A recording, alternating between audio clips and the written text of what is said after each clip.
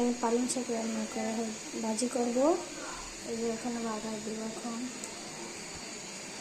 এখানে যে মাছটা ধুয়ে রেখেছি, মাছ দিয়ে তেলাপিয়া মাছ দিয়ে ঝিম দিয়ে রান্না করছি, আলু দিয়ে রান্না করবো। আর এখানে পেঁয়াজ, কাঁচামরিচ, ধনে পাতা সব আমি কেটে রেখেছি রেডি। এখন শুধু রান্না করবো। এখানে হলুদের গুঁড়ো, যে মাছের দিতে হলুদের গুঁড়ো, মরিচের গুঁড়ো, পরিমাণ মতো লবণ দিয়ে এটা আমি মেখে নেব।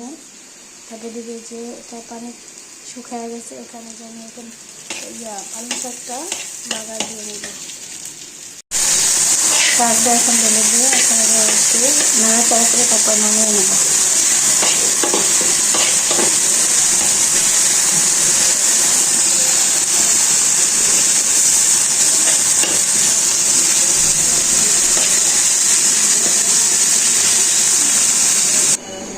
এদিকে এখন তেলাপিয়া মাছটা আমি ভেজে নেব।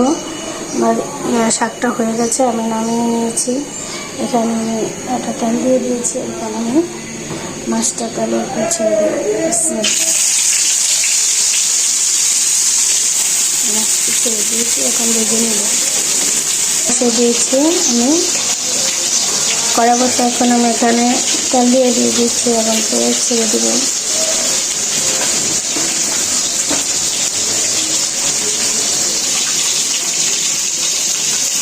দিয়ে দিলাম, আবার স্বাদ মতো লবণ দিয়ে দিলাম, হলুদের গুঁড়ো দিয়ে দিলাম,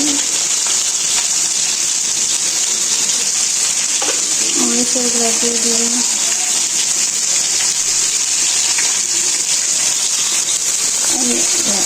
টমেটো দিয়ে দিব সাথে দিয়ে ভালোভাবে আমি একদম গলে যাবে।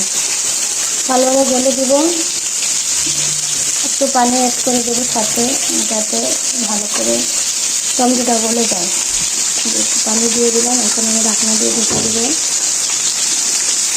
যতক্ষণ পর্যন্ত একদম কষে গলে আসবে, ততক্ষণ পর্যন্ত আমি অপেক্ষা করবো। দেখে আমার বাজার কমপ্লিট। এখন আমি চুলা থেকে এটা নামিয়ে নেব।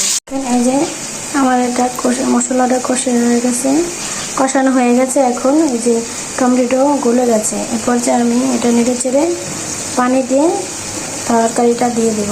পর্যায়ে তরকারিটা কষানোর জন্য যতটুকু পরিমাণ পানি দেওয়া দরকার আমি ততটুকু পরিমাণ পানি দিয়ে দেব, শুধু তরকারিটা কষানোর জন্য। ওকে, আমি গরম পানি অ্যাড করে দিয়েছি। আমি রান্নার ক্ষেত্রে সবসময় গরম পানি দিই, আপনারাও সবসময় চেষ্টা করবেন রান্নার ক্ষেত্রে গরম পানিটা দেওয়ার জন্য।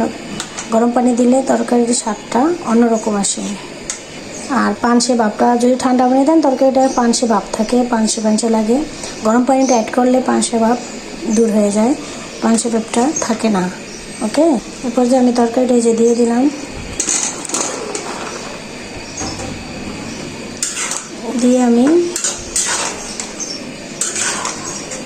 আমার টমেটো কিন্তু পুরাই গলে গেছে, একটু আসতে নেই। ওকে, পুরোটাই গলে জল হয়ে গেছে জলে। এখন আমি ঢাকনা দিয়ে ডেকে দিব তরকারিটা কষানো পর্যন্ত। যা দেখেন আমার তরকারিটা সিদ্ধ হয়ে গেছে, কষানোটা। এখন আমি এর সাথে গরম পানি অ্যাড করে মাছটা দিয়ে দেবো। যা দেখেন কতটা সুন্দরভাবে মাছের আলুটা সিদ্ধ হয়ে গেছে, যে একদম নরম হয়ে গেছে, খুব সুন্দর করে মশলা সিদ্ধ হয়ে গেছে। এখন আমি পরিমাণ মতো গরম পানি অ্যাড করে দেবো।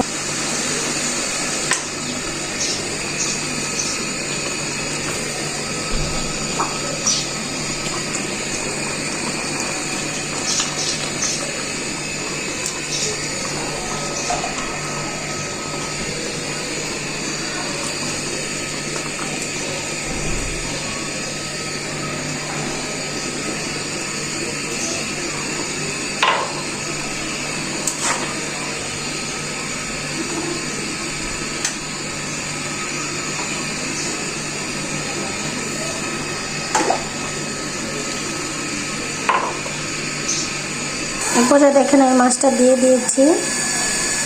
এখন ঝোলটা কমে গেলে হয়ে যাবে। এখন আমার রান্না কমপ্লিট। এখন আমি ধনেপাতা দেব। কালারটা মাশাআল্লাহ দেখেন কত সুন্দর এসেছে। আমি এখানে পর্যায়ে নামিয়ে নেব।